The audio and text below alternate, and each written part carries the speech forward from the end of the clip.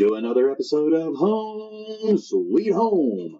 My name is Rod McCall. And I'm Scott Nichols. Oh my gosh. I like this time of year weather-wise. Yeah, it's nice. It's comfortable. The sun is shining. We got way more sunshine than we do darkness. It always makes me feel happy that the temperatures are much nicer. I mean, we're coming out of the rainy season. Yeah, I think it's great. And yet here we are inside. I don't know, maybe we ought to. I wonder what it'd be like. Well, I guess it'd be kind of hard. It'd be very breezy. Yes, I'm sure that it would. Make it kind of tough. Oh, well, the school year is nearly over. Yes, it is. And it's that time of year where I find a mix of happiness and sadness all at the same time. Sure. And I've been talking with a lot of the kids, and most of them are pretty excited.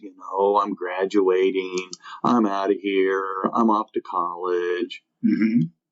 But I've also noticed this year more than others how a lot of kids are feeling a little more nervous about what comes next. Okay. That's understandable. And just exactly. I mean, we got kids that are going off to work. We got kids that are going to join the military. We got kids that are going off to college. Some, local universities, some far away. Heck, I've got a couple going internationally. Nice. And it's kind of like, well, I'm excited and they're excited, but again, they're also a little bit feeling of nervous.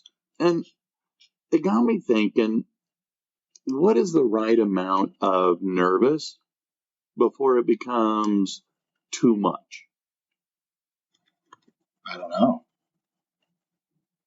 I really have no idea. It's, nervousness, I guess, is some people are more nervous than others. Okay, fair point. So I guess it just depends on the person. Okay, I get that.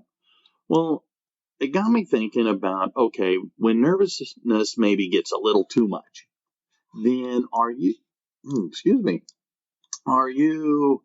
now feeling insecure? That's a good question. Because I think it's okay to have a healthy dose of insecurity. I mean, rephrase that. When I'm doing certain things, teaching a new lesson, meeting kids in the classroom at the beginning of the school year, I'm a little excited. I'm a little nervous because you don't know what you're going to get.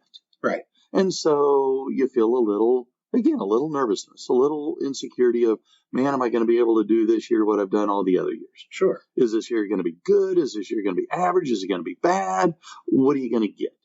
Okay. And so I think a little nervousness can be good. When I've done some of my presentations, when I've done public speaking events and things like that at conferences, I'm a little nervous. Okay. And I'm going, gee, can I do this? Can I do this? And I feel a little insecure. But once I get going, then the old habits and the old patterns kick in, and ta-da, it goes okay. I think some nervousness comes from, you want to do a good job at whatever it is you're doing, and you're not necessarily sure if the job is going to be good enough. Okay. And so I could see being nervous about new things that you're doing. Right. I mean, I've done professional developments for teachers. You get a little bit nervous sometimes. You hope that it goes well. You hope that it achieves what you want it to do, right? Sure. But you might be a little bit nervous working up to that. So that got me, though, thinking, okay, when it goes too far, when that nervousness leads to insecurity, which leads to paralyzing behaviors. And so I thought maybe we could kind of explore that a little bit. Sure. Now, when I looked up to the APA, and I was trying to figure out, okay, how would they define or describe insecurity? And again, this insecurity that becomes a paralyzing behavior. Mm-hmm. And they identified it as a feeling of inadequacy and an inability to cope. And that makes sense. It did to me, because there have been plenty of times in my life where I have felt insecure. Okay. And it has indeed stopped me from doing things, because I was thinking, well, I can't do that. I'm not good enough. Mm-hmm. And I think that was one of the things that led me to first maybe to be a professional educator, to be a teacher. Right. And then my opinions and thoughts and working with kids over the years is help them to not be like me, to not fall into that trap of insecurities, because I grew up a tall, skinny, uncoordinated kid. And I could have played basketball, but, well, I didn't feel that I was good enough. Sure. So I never played. And that's odd. You love basketball. You're do. Always talking about basketball. Oh. You went to a basketball school. Yes. And went to my first game at age 5. And I love it. But I was feeling inadequate. And I was afraid to try. And so, I kept looking into, well, what are some things that might cause you to feel insecure? Am I the only one that feels certain ways?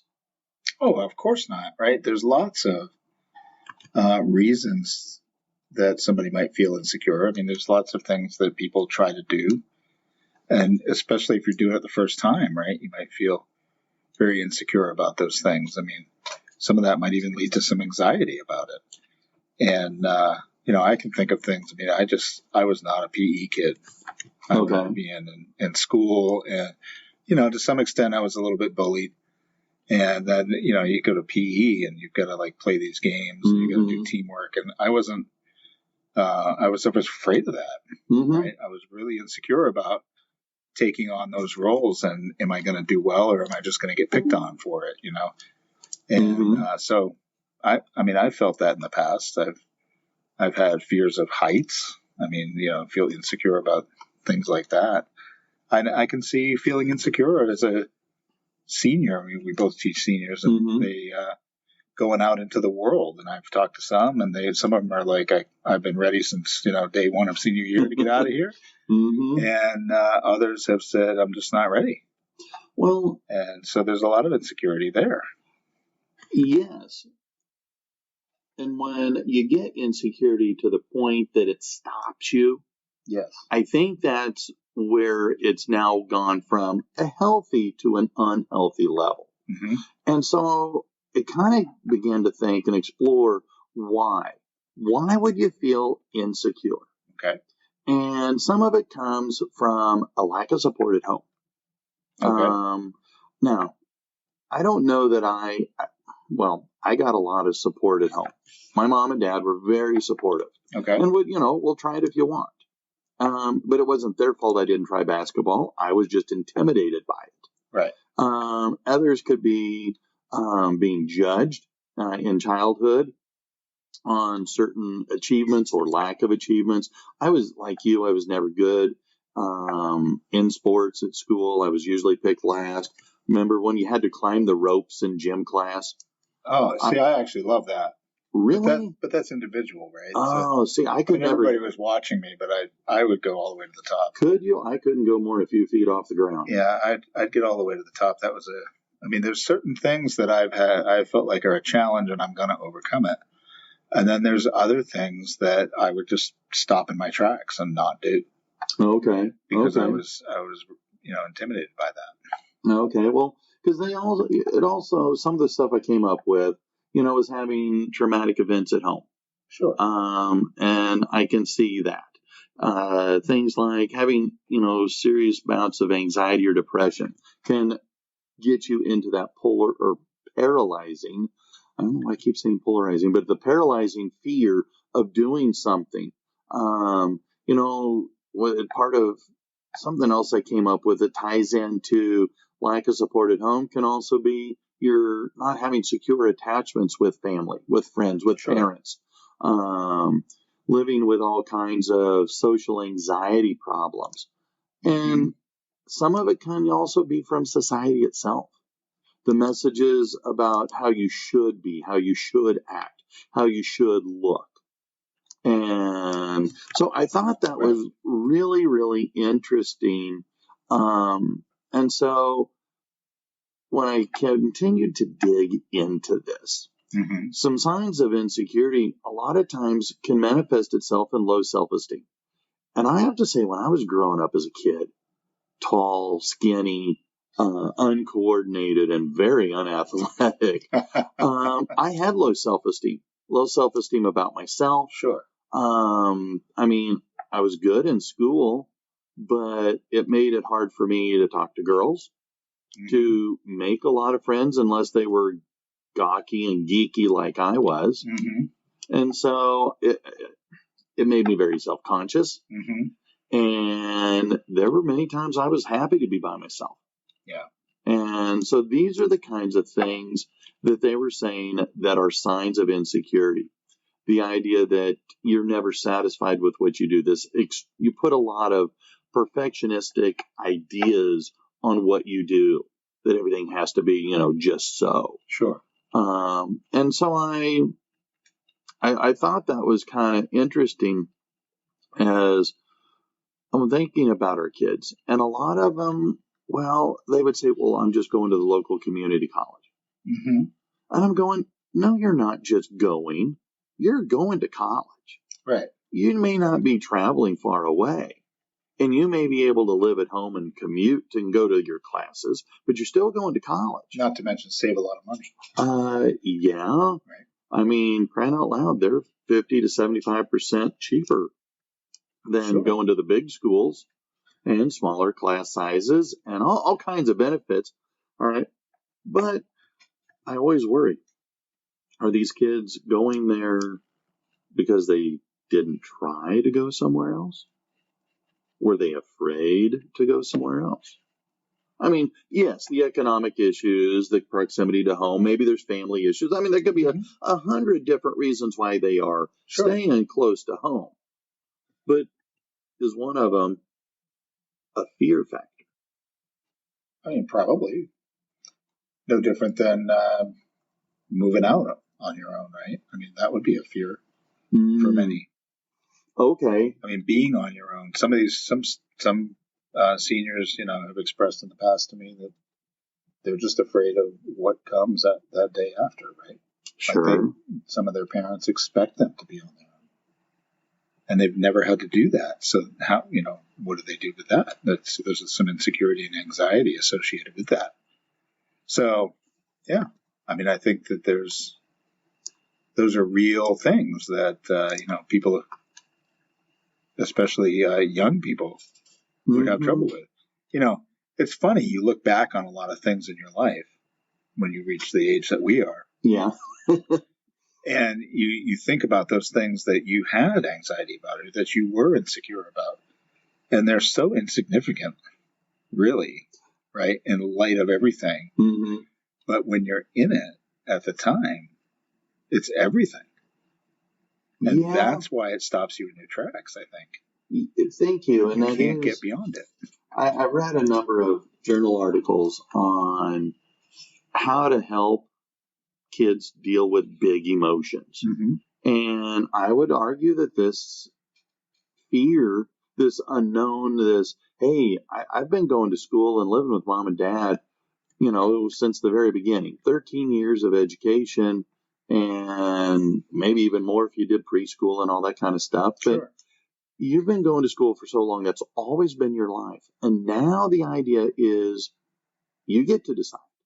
Life is what you decide it's going to be. Right. And I could see where that would be a little scary and intimidating for young people in particular.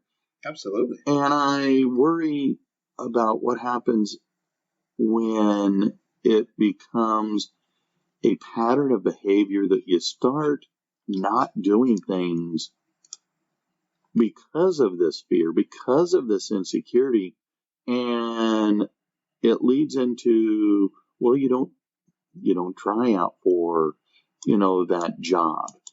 And so you settle for something less. Right. You don't finish college or VOTEC, or you don't get that training to get the good job because, well, what if I'm not good at it? I think of the movie Back to the Future, where Marty McFly's dad is constantly saying, well, what if I can't do it? What if I'm not good enough? Right. What if I get rejected? Yeah. And it's kind of like, well, when you're in that kind of position, that insecurity keeps you from achieving what you can achieve. Yeah. But I don't think that's unnatural, right? Like we all have, I think every human has some level of fear of failure. Okay. Nobody is growing up, and moving through high school and thinking, boy, I just can't wait to, go fail today. Okay, fair enough. Right. But as teachers, we know that failure leads to learning. Mm-hmm. And so, but that's not the way society looks at things necessarily. They want you to, everybody's supposed to achieve. Mm-hmm. And the sooner you achieve, the better life is, right? So it's just that idea that you're supposed to fail to some extent in order to be able to achieve and overcome and do new things and be successful is foreign to our minds. Like, I don't think we think about that. I think we're just afraid of it. And that's too bad. Because I think that you have to try, you have to fail. Mm-hmm. I would argue that some of my best successes have come from my failures. Mm-hmm. And I know more about how to be a better husband. Sure. Because of my failed first marriage. Mm-hmm. And so I started to dig a little deeper and explore into, well, okay, if you're feeling this paralyzing fear of trying something, mm-hmm. This idea of strong insecurity, what can you do about it? And so I found some different suggestions, and as I went through them, I go, wow, okay, I ultimately did some of these. Okay. Not knowing exactly what I was doing, but it helped give me the strength and courage to try. Okay. So one of the things that I came up with was the idea of how to embrace your differences. And when you can't deal, trying to find that peace of mind that comes with you're going, well, I don't know if I can do this. Well, I don't want to fail because of what you're saying. Society does expect this. So the idea of finding peace of mind to help you embrace that you're going to try a different way of doing something doesn't make it wrong. Okay. Just because everybody else, or just because it's not commonly done, it doesn't make it wrong. It's just your way of doing it. So give it a try. Yeah. I now experiment with cooking a lot. And I'm more than happy to try something. Sure. So we all have our quirks, mm-hmm. our idiosyncrasies, the things that make us us. Yeah. And learning how to kind of understand that that's okay to be you mm-hmm. can help you have the strength and courage. And I saw a great meme, and I'm not very good at, describing what the meme looks like necessarily. But okay. I can repeat what it said. But, it had a person doing something very strange with a couple of chairs. And I honestly don't know what they were doing. But that was kind of the point of the meme, was that it can't be wrong if nobody knows what you're doing. Right? So. Okay. Fair enough. And people do all kinds of new things. And, that's how we end up with new ideas and new technologies and new, all kinds of new stuff. And, it takes people to step out and try things that are different, right? Mm-hmm. For us to come to these things. So, that should be celebrated, that we would try to do something different. Yes. Taking new risks, trying new things you don't know what it can lead to, but nothing ventured, nothing gained. Right. So, I think it goes along with, I don't know, what you've found, but it just makes me think of, taking on your fears, right? Like hitting them head on. So whatever that insecurity is, whatever that anxiety is, whatever that fear is, right? Like just going after that. I, for a long time, had a fear of heights. Mm-hmm. And I was a volunteer firefighter for a while. Oh my! And you got to use ladders. Mm-hmm. And so, in order to get over my fear of heights, I put up the ladder truck ladder, 100 feet straight up in the air, and climbed it all the way to the top. Wow! That was my way to get over a fear of heights. You get to the top and you didn't fall. Didn't fall. Well, you have equipment to make sure that doesn't happen, but but my fear was that even with that equipment, I would get hurt, right? Uh-huh. But you find out you don't, right? Mm-hmm. If you've learned how to use the stuff and do the things right, it's not a problem. Well, but I had to face that head on, do it, trembling the entire time, and then what? It was pretty easy to do after that. And sometimes getting over that first try is what you need. And that's kind of what I was discovering, is that try something small. Yeah. It doesn't have to be a swing for the fence, grand slam home run. Just something small. Try something, experiment a little, and watch what happens. Right. All right. So that was one thing. Another thing is to stop the negative self-talk. Yes. I cannot tell you how many times I have talked myself out of doing something with negative self-talk. Mm-hmm. And what's funny is that can almost be a self-fulfilling prophecy. Yes. I think negativity is just, negative thought. You see all these things out there about, think positive and send positive vibes my way and all that stuff. Now, I'm a Christian and I believe in prayer and all that stuff.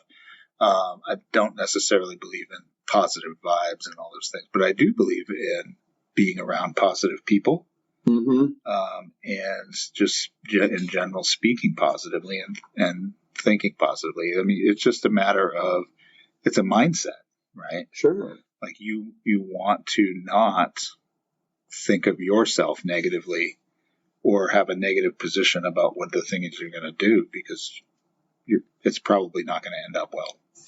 And that's why I felt this suggestion, this idea resonated. The idea to try small, but talk positively to yourself. You're right. Putting yourself in a position where you've got people around you.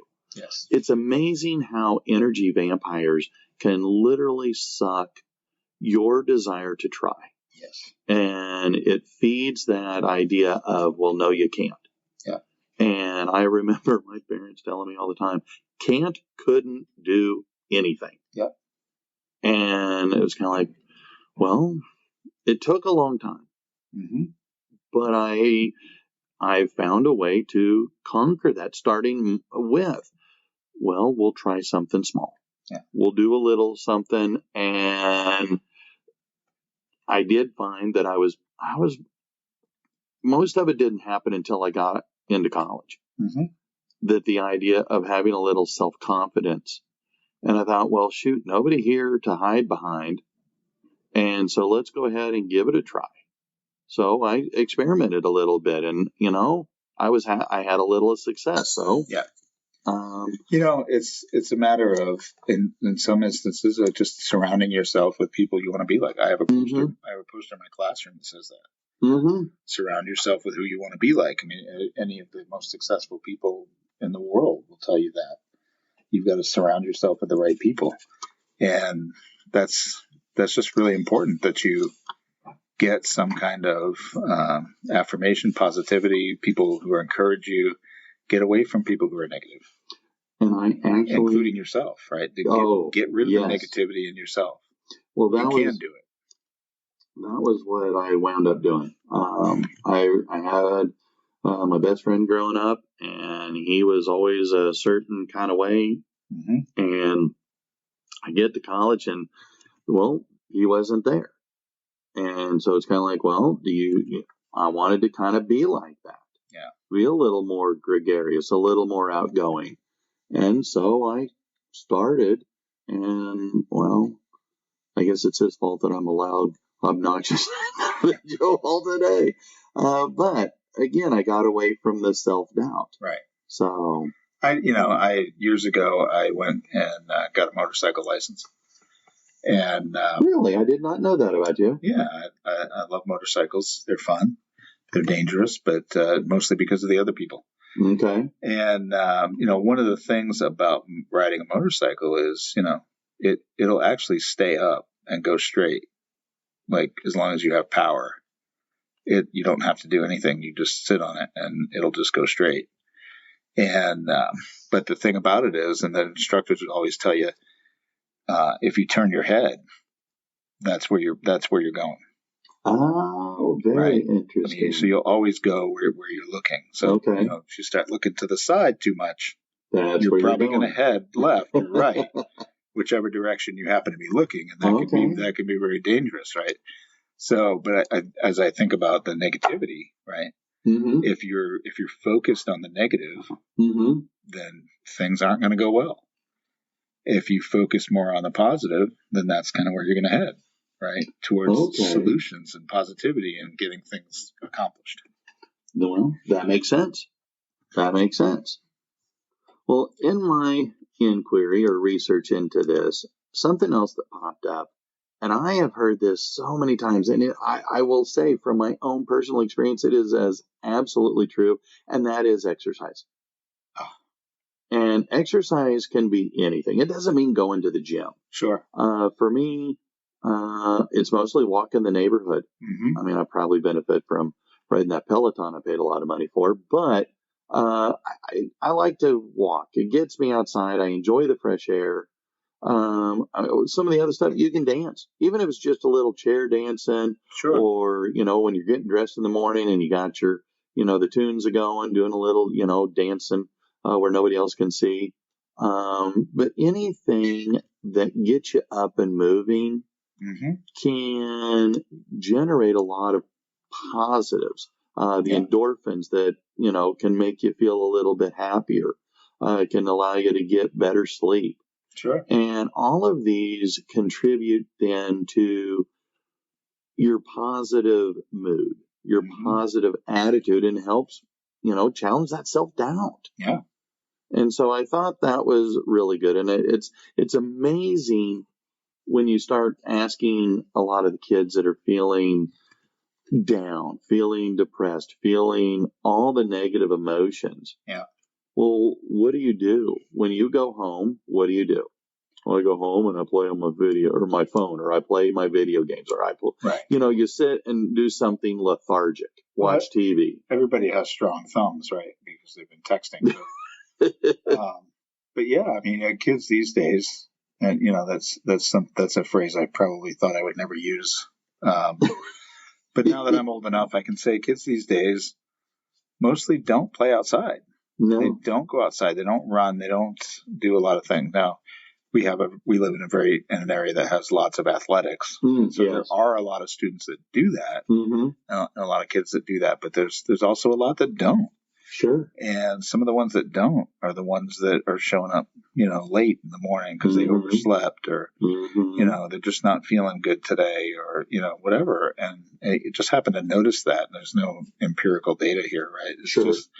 It's just something that we notice. And health, right? Your health mm-hmm. totally affects your whole everything about your life. Yes. I mean, I've since January, I've lost 46 pounds. Wow. I'm going to change your name to Slim.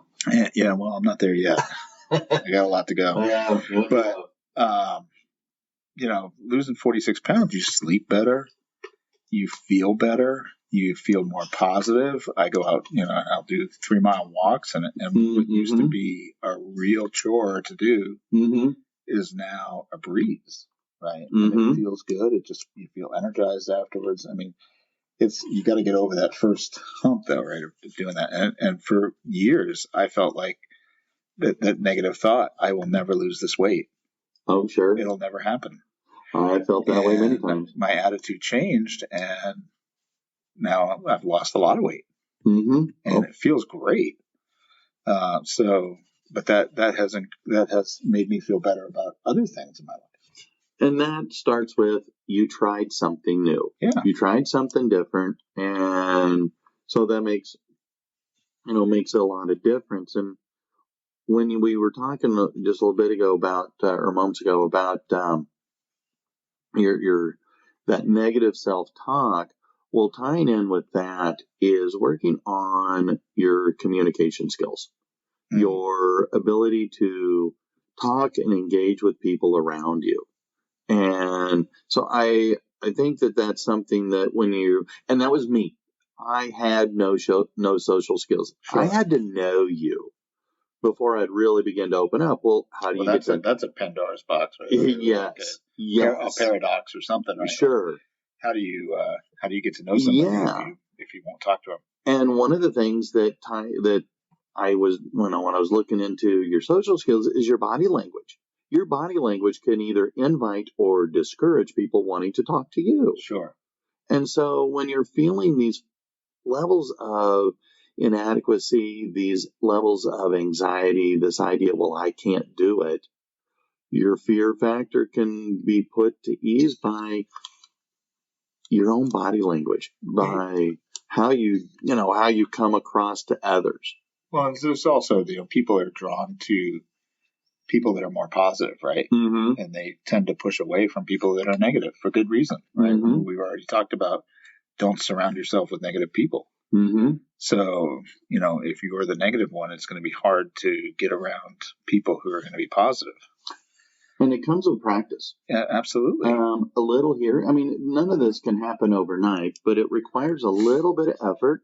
And it's amazing how a little piece of success can lead to another success and another success. And basically just be patient with yourself, but it will happen. It can change when you want to change. Yeah, I mean, as humans, we definitely, once we have success in one thing, we will definitely feel like we can achieve in other areas. Mm-hmm. And so you start to tackle other things, and they may be completely unrelated, right? Right. But I mean, I go back to that book I've read, right? The Atomic Habits. Oh, right? sure. If you just get up in the morning and be successful at making your bed, then you'll automatically start to feel like you've had a successful day so far. And, you'll do something else that's small and successful. And you keep doing those things. And before you know it, you've had 100 things that you did that were successful that day. And you make those habits and you repeat them. And then, you start doing more and more things, right?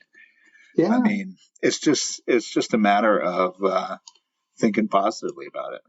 Well, and that brings me to, and I guess it's because I'm nearly done with my work to become a professional counselor. But at the end of the day, it's okay to get help, to ask for, find you a therapist, find you somebody you can talk to help guide you and work you through the whole idea of how to address your feelings of insecurity and overcome it. Because it is easy. No, it's not easy. It is possible to overcome these feelings of insecurity. And if you're not sure how to get started or the path to take, find you a therapist. I think it's not only okay, I think it's actually kind of a necessity. Most people don't overcome this stuff on their own, right? It's hard to be a negative thinking person and then suddenly overcome it all. You have to talk to somebody else. You have to work those things out in talk and verbally and thinking and hearing yourself and hearing another person's suggestions. So, I mean, I'm not sure that it's just okay, right? It's actually kind of a necessity for you to speak to another person, and professional counselors are, well trained in that. It is, and I know I'm biased, but my experiences with mental health, both on the receiving end and on the giving end, I am a true believer that you got to have people to talk to, people who can help you, that you're willing to listen to, that can provide you the right kind of advice and suggestions to allow you to motivate yourself to try. Absolutely. And I love that, today, in this time, right, it's widely accepted to go speak to a counselor. When I was a kid, I went to see a psychiatrist.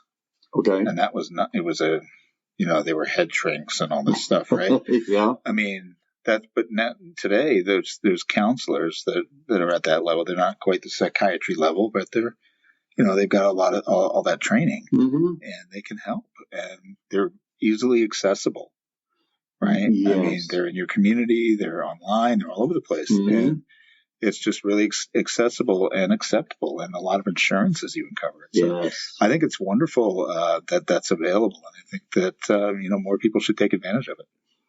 Well, both personally and professionally, I hope so. Yeah, well, sure.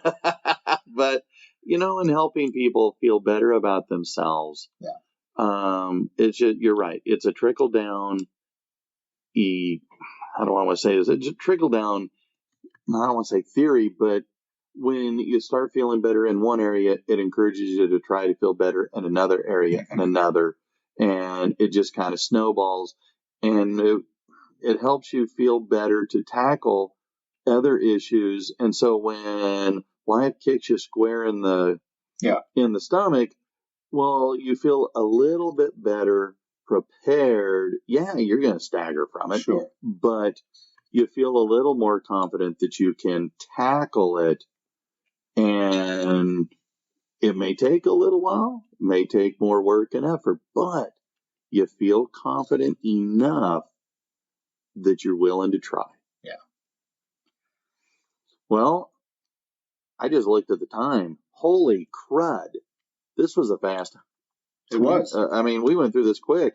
I was afraid this wasn't going to take very long and I was going to have to drag it out. But anyway, thanks for letting me dive into this. I'm glad we tackled it. I was a little nervous about it to begin with. But, thanks to your professional counseling capabilities, we've gotten through it. So. Well, very good, very good. Well, next time I'll pull out the couch. All right. Well, all right, then until next time, I'm Rod. I'm Scott. See ya. Bye-bye.